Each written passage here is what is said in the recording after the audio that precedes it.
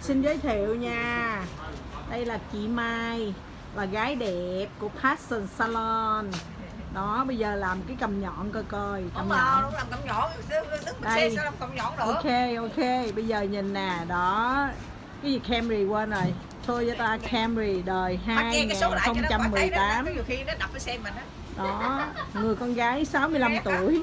Nó ghét cái cầm mà nó đập á, giờ phải che số lại. Không chịu về hưu mà còn đòi đi làm vô viên môn mén.